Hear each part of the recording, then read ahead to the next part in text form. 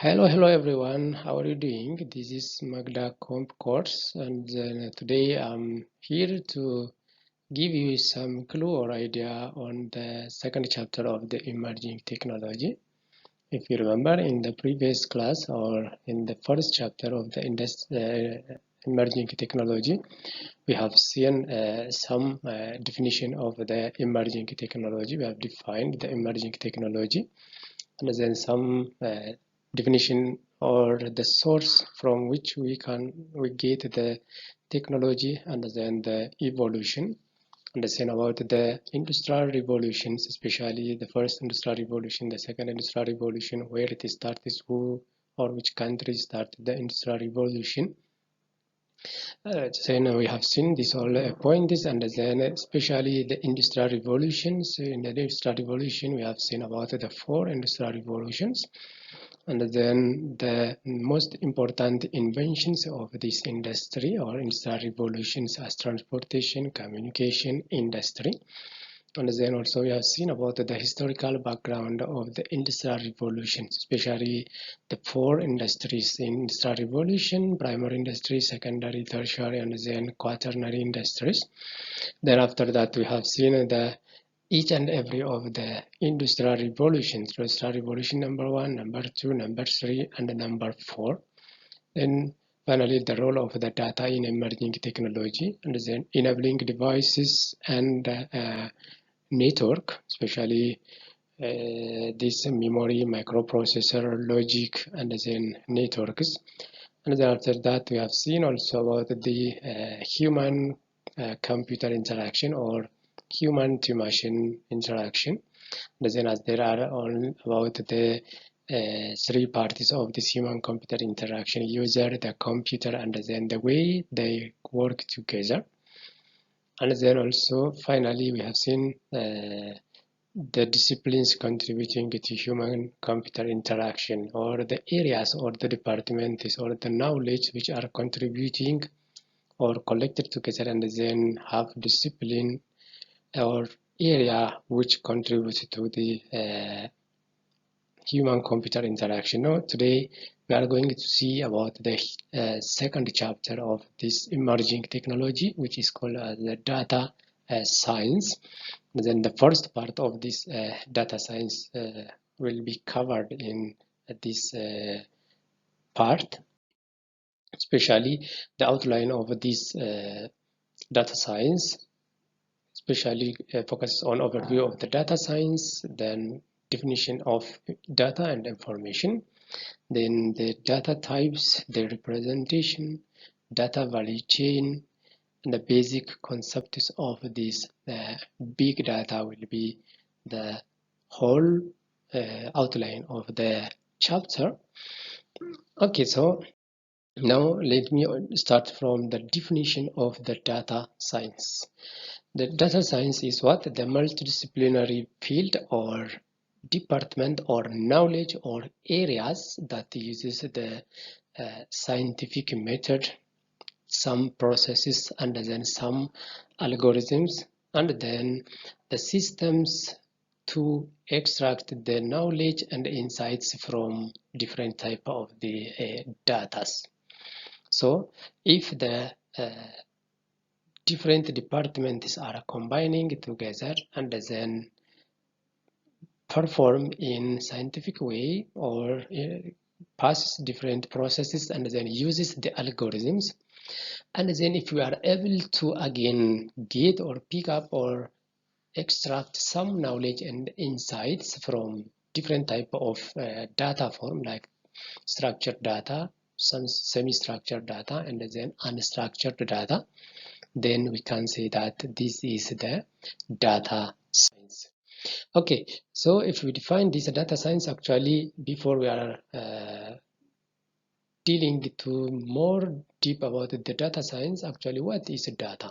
We do have a different idea or highlight information concept about this big data, about the information and about the data, actually, because you came across from about this one from different knowledge. So data is, we can define that it is a raw factors, or which is an interpreted fact or material which cannot deliver or which cannot give or convey any meaning at a time. That means what? Which is not summarized or which is not processed fact or figure, which we can hear, which we can listen, or which can read, which we can watch from some source of the data, is as considered as a data. That means what? We cannot give a meaning. We cannot say that true or false, yes or not, so that the things which we can accept or receive initially can be a data which can not be specially suitable for the communication or understandable easily.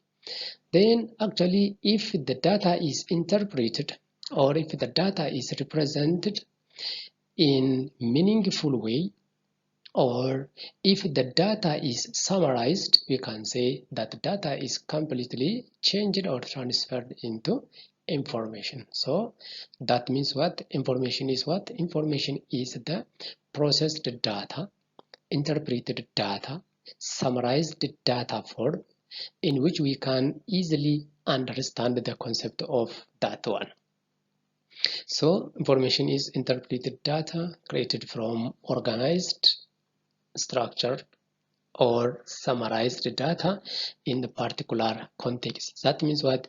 Data is without context, and then information is with the context, we can say.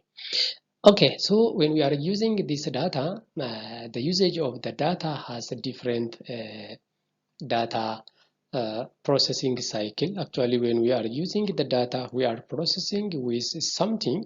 We are processing with something. So when we are processing with this data, we can say that the data processing cycle.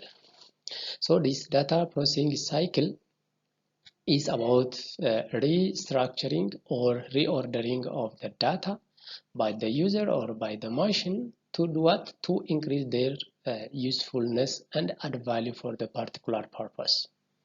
For the particular purpose. Because in the processing there is about reordering or restructuring or rearranging of these types of data because of what? Because of the purpose of usage in which you want to use should be appropriately organized or arranged by the individual. So any type of individual or any person can use or process this data in a way he or she can use or want to use. So that is why the data can be organized or restructured in the format of the user need or want. Especially the life cycle or the data processing cycle will be in three. The first one is input. When it is on processing, there should be the input, there should be the processing, and then there should be the output data, because input is accepting the data and then prepare it into the convenient form of processing, and then after you accept or receive the input data and then push into the processing, that input is what? Changed to produce or execute in the form of usefulness. Because after you accept the data, then you should appropriately understand for what purpose I'm using. So after we use accept that one, we can execute or change this is into the product form. And then finally, after you produce or execute the data, we can what? We can do in as display the result of that one. So output. Output is the result of processed data. So the data life cycle will be what? The input, then the input data is accepted, and then after we have accepted the input data, then pass into the processing or execution. Then after execution, the result of executed data will be what? Displayed for the user as a result. Okay, fine. The other one is the data types and their representation. Data types and then their representation. That means what? The data types and their representation means what? When we are using the data can be described from different perspectives. From different perspectives. So, for example, in a computer science discipline or perspective and programming, the data type is what? Attribute of data that tells the compiler or the interpreter how the programmer intends to use the data. It is what? It is the attribute or the describer of the data that is telling about the compiler or interpreter. That compiler and interpreters are what? The translator, which can translate the language from one to another, from my computer to the human, or from human language to computer. So in that way, it is about telling to the programmer how the programmer intends to use that data. So some common of the data types includes like integer, which is stored the whole number, then booleans, which is restricted to be said as a true or false, yes or no, 0 or 1. There is a, what? The only two opportunities or options to say about that boolean. The other one is characteristics, which store a single character or a letter or a symbol, and then the other one is floating point, which stores a real number, and then finally alphanumeric string, or which you can say normally string, which is the combination of characters and then numbers. These are some of the data types of this in the computer discipline. However, when we are saying these data types, actually we can say the data types can be classified into three based on the data analytics perspective. Based on what? Based on the data analytics perspective. That means what? There is a structured data, semi-structured data, and then unstructured data. So when we are using the data should be what? Classified and then identified and then kept in this of three formats. In this of the three format, because the structured data is one group, and then semi-structured data is one group, and then unstructured data is what? Another group. So especially you can see from this picture as structured data, semi-structured data, and then the unstructured data are available. These structured data are, let me tell you about the structured data. Structured data is the data which is defined as or the use of the tabular format. Especially when you are using data structured data, it adheres that there is a predefined data model. That means what? It can be formed or created from the tabular format. This tabular format contains the columns and then the rows. So if the data is kept in the tabular format in rows and columns, then that is normally structured one. So this type of data is called as structured data type or structured data. For example, you can use Excel, Microsoft Office Excel, structured query language. These all are what? The structured data. Okay, well, then the definition of them. The second one is about the semi-structured data. This semi-structured data is a form of structured data, of course. It is similar because semi means partial or half. That means half structured and then half not structured. So it is a structured data, but which does not conform with what? With the formal structure of the data model, which contains tags and then other markers. That makes the semi-structured data. For example, XML, JSON. This, especially if you are in the computer science area, you will be familiar with these abbreviations. with abbreviation. So this semi-structured data will use this type of the these examples.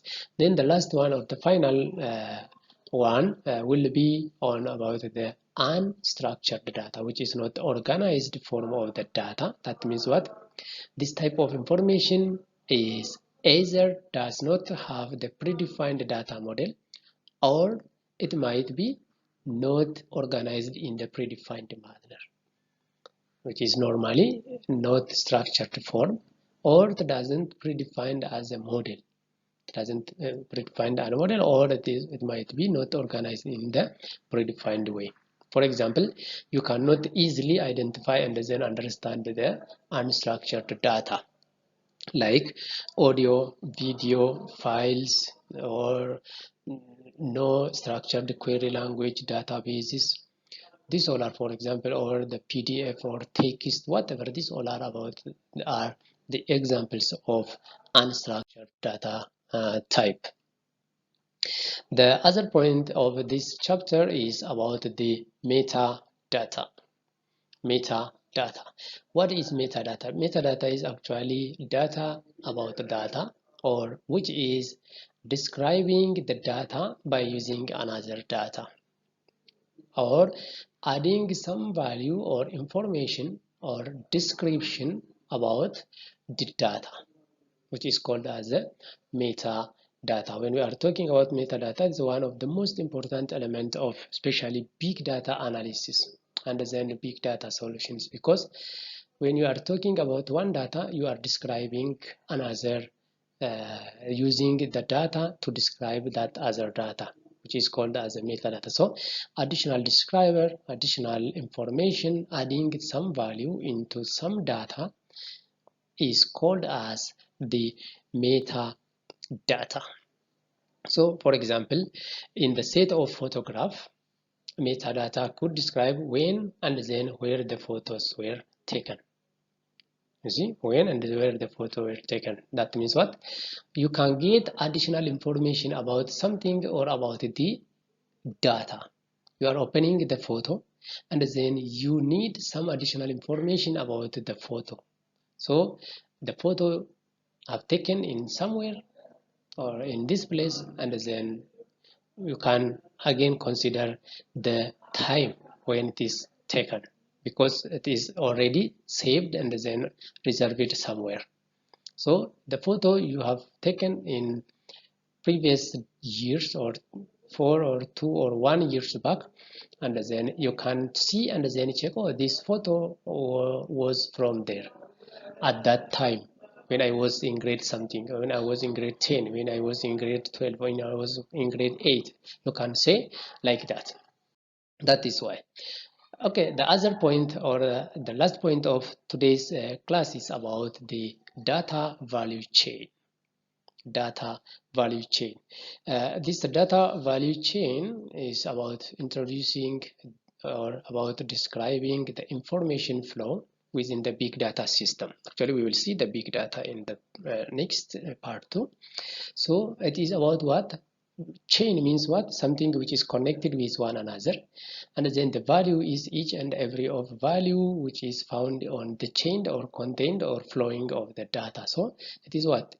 Describing the information flow within the big data system as a series of steps needed to generate the value. You see, it is generating what? The value. And then it gets also the useful insights from that data. So to see the data value chain, you can classify, or you can talk about this data value chain into different levels, or into different key levels. There are about 5 key levels of this data value chain, or DVC. The first one is data acquisition. The second one is data analysis. The third one is data curation. The fourth one is data storage. And then the last is about the data usage. There are different short description on this, all of them. You can read it easily. And then let's see them one by one. First one is data acquisition. This data acquisition means what? It is about accepting or gathering or checking or filtering and cleaning the data before it is put in the storage area. That means what? When you are accepting some data, then you are going to what? Receive the data or accept the data or gather the data or collect the data together and then select it as a filtering and then cleaning the data before what? Before you are putting somewhere, before you are keeping in a data warehouse. So when you are receiving something from somewhere, first what you are going to do, where I should put, and then how I can filter, and then how I can order everything before I'm going to put its location. That is, and then after you accept or acquire the data, and then you should give different analysis on the accepted data or gathered data. So this data analysis is what it involves about exploring or transforming and modeling the data with the goal of enlightening relevant data or synthesizing and extracting useful hidden information with a high potential from the business point of view. Because after you receive the data or after you gathered the data and then keep in warehouse or storage area, then you are supposed to think about where I use, why I should use, for what purpose I can use. The aim or the goal of this type of collected data should be identified or should be known. So you are exploring that data, sorry, and then transforming that data and then designing or modeling the data for what purpose you are being, for what, for your business. It is up to the individual after you collect or receive that type of data. That is why this data analysis is needed for this term. So data analysis is about what? For example, data mining or business intelligence, or it might be about machine learning or training or teaching the machine. The third one is about data curation. This data curing means what? Especially when we are going into the health area or the health department or in any station of the health, most of the time we can hear that prevention is better than cure. Prevention is better than cure. That means what? Curing is what? About protecting or about managing something before it is affected or before some problems are applied on something or somebody. So that this data curation is about what? About the actively managing the data over its life cycle. Because firstly, if you remember, we have gathered or received the data as a data acquisition, and then after that we have some analysis upon that data, and then after that, how can you save or put the data or protect the data in all of its life cycle to ensure as if it is meeting or requirement filling about the necessary of that data, because the necessity of that data or the quality of that data should be checked as if it is effectively used or not. So the requirement of that data should be effective if we are using, if you are actively managing that data under this data curation.